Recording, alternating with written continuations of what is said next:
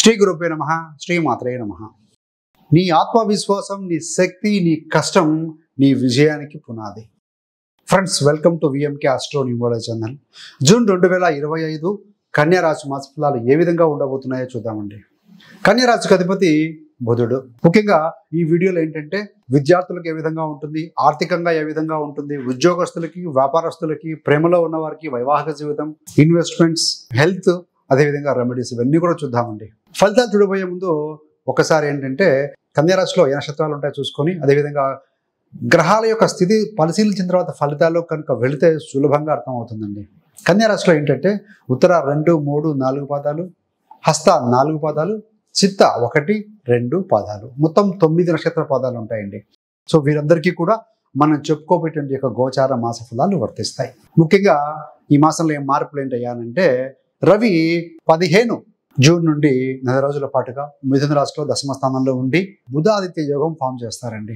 Already అక్కడ గురువులు ఉన్నారు. అంటే బుధ, గురు, రవి గ్రహాల యొక్క స్థితి అనేది దశమ స్థానంలో ఉంది. So excellent combination. ద్వితీయ నవమాధిపతి శుక్రగ్రహము అష్టమ స్థానంలో మేషంలో ఉంటారు ఈ మాసం అంతా కూడాను. పంచమ షష్టాధిపతి శనిశ్చరుడు 7వ స్థానంలో మీనంలో స్థితి పొంది ఉంటారండి. తృతీయ మరియు అష్టాధిపతి అయినటువంటి ఈ యొక్క కుజగ్రహము 2 రాశులు మారుతారు. 6వ తారీఖు వరకు కూడా ఆయన కన్యా రాశిలో బలహీనంగా ఉండి తదనంతరం వ్యయ స్థానానికి వస్తారు. 12వ స్థానానికి సింహరాశికి వచ్చి కేతుతో కలిసి ఉంటారు. అంటే ఈ మాసంలో 7వ తారీఖు నుండి కుజ మరియు కేతు గ్రహాల యొక్క సంయోగం అనేది ఉంటుంది సింహరాశిలో. మరి రాహు విషయానికి వచ్చే వరకు రాహు కుంభరాశిలో స్థితి పొంది ఉన్నారు. ఇది మొత్తంగా గ్రహస్థితి అండి. మరి ఫలితాలకు వెళ్తే ఆరోగ్యమే మహాభాగ్యం కదా. ముఖ్యంగా ఆరోగ్యం గురించి కనుక చూస్తే 6వ తారీఖు వరకు బాగానే ఉంటుంది, పెద్దగా ఇబ్బంది ఏం లేదు. ఎప్పుడైతే కనుక ఈ యొక్క కుజగ్రహము కేతుతో కలిసి మీకు వ్యయ స్థానంలోకి వస్తారో చిన్నపాటి గాయాలు తగలటం కావచ్చు, ప్రయాణాల్లో కానీ జర్నీస్లో కానీ ఇలాంటివి, అదేవిధంగా కాస్త అసిడిటీ, నిద్రలేమి సమస్యలు ఎక్కువగా కనపడుతూ ఉన్నాయండి. అదర్వైజ్ మళ్ళీ హెల్త్ బాగానే ఉంటుందని చెప్పాలి. మొదటి వారంలో బాగుంటుంది, 2వ వారం తర్వాత ఈ చిన్నపాటి సమస్యలు ఉండే అవకాశం ఉంటుంది. మరికొంతమందికి ఏంటంటే కంటి సంబంధమైన ఇబ్బందులు కూడా కాస్త కనపడుతూ ఉన్నాయి. సో అందరికీ ఇలా ఉంటాయని కాదండి. కన్యా రాశి వారికి అందరికీ కూడా మీ యొక్క జన్మజాతక చక్రం కూడా చెక్ చేసుకోండి. ఇవన్నీ కూడా గోచార ఫలితాలు. విద్యార్థులకు ఏ విధంగా ఉంటుందని అంటే, పంచమాధిపతి అయినటువంటి యొక్క శనిశ్చరుడు ఎక్కడున్నారు అంటే 6వ స్థానంలో ఉన్నారు. పంచమ స్థానం మీద ఏదైనా శుభగ్రహాల యొక్క దృష్టి ఉందా అంటే లేదండి. మొదటి వారంలో కుజుడు చూస్తున్నాడు, బలహీన కుజుడు చూస్తూ ఉన్నాడు. కాబట్టి 1వ తారీఖు నుండి 6వ తారీఖు వరకు విద్యార్థులకి కాస్త మూడ్ స్వింగ్స్ ఉంటాయండి. ఫోకస్ ఉండదు. మనం ఎప్పుడు చెప్పుకుంటూ ఉంటాం, ఎక్కడైతే కనుక ఫోకస్ చేస్తామో అక్కడ ఎనర్జీ ఫ్లో అవుతుంది, ఎక్కడ ఎనర్జీ ఫ్లో అవుతుంది అక్కడ విజయం వరిస్తుంది అని. కాబట్టి ఫోకస్డ్గా ఉండండి, బాగుంటుంది. మీకు బుధాదిత్య యోగం కూడా ఉందండి. రవి బుధుల యొక్క స్థితి ఉంది కాబట్టి అంటే 7వ తారీఖు నుండి బాగుంటుంది విద్యార్థులకి అని చెప్పవచ్చు. సో మెరుగైన ఫలితాలు పొందుతారు. అదేవిధంగా పేరెంట్స్ యొక్క, పెద్దవారి యొక్క సహకారం లభిస్తుంది. అదేవిధంగా చదువులో చక్కగా రాణించగలుగుతారు అని చెప్పవచ్చు. మరి వృత్తికి సంబంధమైన విషయంలో చూస్తే దశమ స్థానం చూస్తాం. దశమంలో ఏ గ్రహాలు ఉన్నాయి? రవి, బుధ, గురు. రవి బుధ అంటే బుధాదిత్య యోగం, మంచి కమ్యూనికేషన్స్, మంచి అడ్మినిస్ట్రేషను, తెలివితేటలు, ప్రజ్ఞాపాఠవాలు ప్రదర్శించడం ఉంటుందండి. అదేవిధంగా గురుడు కూడా ఉన్నారు కాబట్టి మీకు ఒక రెస్పెక్ట్ కూడా దొరుకుతుంది. ఎల్డర్ పీపుల్ మీకు సహకరిస్తారు అని చెప్పవచ్చు. మరి బుధ, గురు గ్రహాల సంయోగం వల్ల ఏంటంటే జ్ఞానము, తెలివితేటలు, అదేవిధంగా ఒబీడియన్స్ కూడా పెరుగుతుందండి. సో ఇలాంటి కాంబినేషన్ చూసినప్పుడు రవి, గురు గ్రహాల యొక్క స్థితి వల్ల ఏంటంటే కాంబినేషన్ వల్ల జ్ఞానము, పేరు ప్రతిష్టలను సంపాదించుకునే అవకాశం ఉంటుంది ఈ మాసంలో. అంటే వృత్తిలో బాగుంటుందని చెప్పడం అండి మొత్తం మీద చూస్తే కనుక.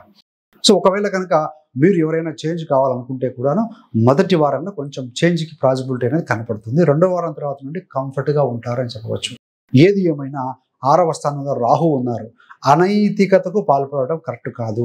6వ స్థానంలో రాహు బలవంతుడే. శత్రువుల మీద, కాంపిటీటర్స్ మీద ఓవర్కమ్ విజయాన్ని ఇస్తారు. కానీ కొన్నిసార్లు ఏంటంటే ఆ రాహు దృష్టి రవి, గురు, బుధుల మీద ఉంది కాబట్టి సో అనైతికమైన పనులు చేద్దామని ఆలోచనలు వస్తుంటే అలాంటివన్నీ కట్ చేసుకుంటే కనుక మీకు ఎక్సలెంట్గా ఉంటుందండి. అదేవిధంగా కొంతమంది మీ మీద కుట్రలు కూడా చేసే అవకాశం ఉంటుంది కాబట్టి సో విజిలెంట్గా ఉండడం అనేది ఎంతైనా అవసరం అని కనపడుతూ ఉంది. మరి వ్యాపారంలో చూస్తే వ్యాపార స్థానాధిపతి గురుడు 10వ స్థానంలో ఉన్నాడు, బాగానే ఉంది. భాగ్యాధిపతి శుక్రుడు అష్టమంలో ఉన్నాడు. 7వ స్థానంలో శని వచ్చి కూర్చున్నారండి. అంటే ఏంటంటే ముఖ్యంగా ఫస్ట్ హాఫ్లో అంతగా బాగుంటుందండి. సెకండ్ హాఫ్లో చూస్తే కనుక గ్రహాలు కనుక 2వ వారంలో మారిన తర్వాత ఎక్సలెంట్గా ఉంటుంది. కొత్త ప్రాజెక్టులు మొదలెట్టడము, లేదంటే ఉన్న వాటిని విస్తరణ ఎక్స్పాండ్ చేయడం ఉంటుంది. కొత్త బ్రాంచెస్ లేకుంటే కొత్త షాప్స్ ఓపెన్ చేయడం అనేది మనకు క్లియర్గా కనపడుతుంది. మరి ప్రేమలో ప్రేమికుల మధ్య ఏ విధంగా ఉంటుందయ్యా అన్నప్పుడు మిశ్రమ ఫలితాలు ఉంటాయండి.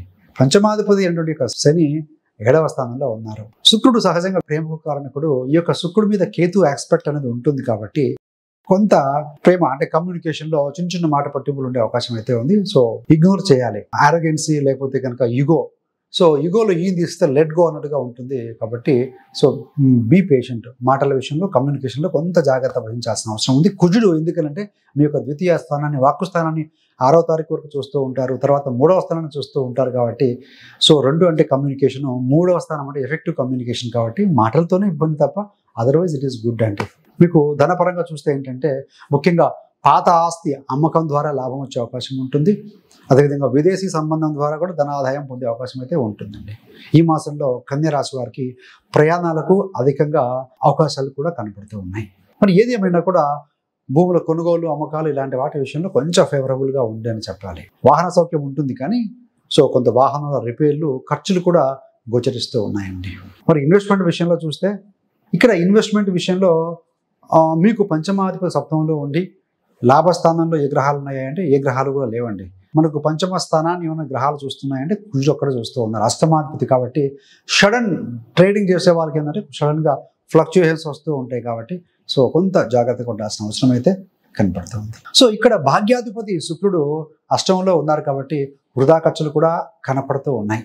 మరి వైవాహిక జీవితంలో చూస్తే కనుక కుజుడి యొక్క స్థితి అనేది 7వ తారీఖు తర్వాత మనకు మీ యొక్క సప్తమ స్థానాన్ని వీక్షిస్తూ ఉంటారండి. ఆయన అష్టమ దుశ్చోట అంటే 7వ తారీఖు తర్వాత జీవిత భాగస్వామి ఆరోగ్య విషయంలో కావచ్చు, ఏదైనా కూడా దంపతుల మధ్య చిన్న చిన్న మాట పట్టింపులు సడన్గా వచ్చే అవకాశం ఉంటుంది. అదేవిధంగా జీవిత భాగస్వామి కుటుంబ సభ్యుల ఇన్వాల్వ్మెంట్ వల్ల కూడా కొన్ని చిన్న చిన్న మాట పట్టింపులు, ఈగో క్లాసెస్ వచ్చే అవకాశం ఉంది. కాబట్టి సో అలాంటి ఇన్వాల్వ్మెంట్ ఉంటే కనుక తగ్గించుకోవటం మంచిదండి. మరి రెమెడీ ఏంటయ్యా ఈ మాసంలో అంటే ముఖ్యంగా కుజుడికి సంబంధించిన రెమెడీ, అష్టమాధిపతి లాభంలో వ్యయంలో ఉన్నారు కాబట్టి ఏంటంటే సడన్గా అనుకోని ప్రమాదాలు, చిన్న చిన్న చికాకులు వచ్చే అవకాశం ఉంటుంది. కాబట్టి కుజుడికి దానం చేయటం అంటే కుజుడికి సంబంధించిన ధాన్యం ఏంటయ్యా అంటే కందులు దానం చేయటం, దాన మంత్రంతో దక్షిణతో కూడుకున్నటువంటి దానం ఇవ్వాలండి. ఉచితంగా ఇస్తే ఎవరు తీసుకోరు కూడాను. అదేవిధంగా నిజంగా అవసరం ఉన్న వారికి ఎవరైతే ఉంటారో అలాంటి వారికి నీడీ పీపుల్ ఉంటారండి, ప్రాణాపాయ స్థితిలో ఉన్న వారికి బ్లడ్ డొనేషన్ కూడా మంచి ఫలితం ఇస్తుంది. కుజుడు వచ్చి రక్త కారకుడు కూడాను. శుక్రుడు అష్టమ స్థానంలో ఉన్నారు కాబట్టి కనకదార స్తోత్రం పఠనం చేయడం, లక్ష్మీ అమ్మవారి అష్టోత్తరం పఠనం చేయడం కూడా మంచి ఫలితం ఇస్తుంది. శుక్రుడు కేతుతో చూడబడుతూ ఉన్నారు కాబట్టి స్త్రీలతో చిన్న చిన్న మాట పట్టింపులు, తగాదాలు, తగువులు వచ్చే అవకాశం ఉంటుంది. కాబట్టి సో అలాంటి ఏదైనా అలాంటి అకేషన్స్, అలాంటి సందర్భాలు రైజ్ అవుతాయి కనుక బీ రిలాక్స్, అలాంటి వాటి నుంచి దూరంగా ఉండే ప్రయత్నం చేయండి. రియాక్ట్ కాకూడదు అనేది భావన. మీకు ఇంకా కనుక కన్య రాశి వారికి సంబంధించి పుట్టుక నుండి మరణం వరకు వీరి జీవిత రహస్యాలు ఏ విధంగా ఉంటాయి, అదేవిధంగా ఈ రాశిలోనే ఎందుకు జన్మించారని ఒక వీడియో చేయడం జరిగిందండి. ఆ రాశిలో ఉన్న నక్షత్రాల గురించి కూడా విడివిడిగా ఎక్స్ప్లెయిన్ చేయడం జరిగింది. ఆ వీడియో యొక్క లింక్ కూడా మీకు డిస్క్రిప్షన్లో ఇవ్వడం జరుగుతుంది, దయచేసి గమనించగలరు. వీడియోస్లో మీరు కనుక ఎవరైనా జ్యోతిషం నేర్చుకుందాము స్టెప్ బై స్టెప్ సింపుల్ ప్రాసెస్లో అనుకుంటే కనుక easy astrology learn in simple steps అని మనకు బుక్ కూడా రిలీజ్ చేయడం జరిగిందండి. చాలా వెరీ సింపుల్ బుక్, 160 పేజెస్ ఉంటుంది, ఈజీగా అందరికీ అర్థమవుతుంది. బుక్ యొక్క లింక్ కూడా డిస్క్రిప్షన్లో ఇవ్వడం జరుగుతుంది. అమెజాన్లో అందుబాటులో ఉంటుంది, ఫ్లిప్కార్ట్లో అందుబాటులో ఉంటుంది. సో గోత్రు చేయండి. అందులో మీకు ఏ విషయాలు నచ్చాయో కూడాను ఒక రివ్యూ లాగా కావచ్చు, లేదా కామెంట్ రూపంలో తెలియజేయగలిగితే కనుక సో ఫర్దర్గా ఏదైనా మోడిఫికేషన్స్ ఉన్నా కూడా చేయడానికి అవకాశం ఉంటుందండి. So thanks for watching. ఇలాంటి మరిన్ని మంచి మంచి వీడియోల కోసం VMK astro numerology channel subscribe చేసుకోగలరు. పక్కన ఉన్న బెల్ సింబల్ మీద క్లిక్ చేస్తే మీరు చేసే ప్రతి వీడియో నోటిఫికేషన్ ద్వారా మీ దాకా అందుతుంది. సర్వేజన సుఖినో భవంతు. స్వస్తి.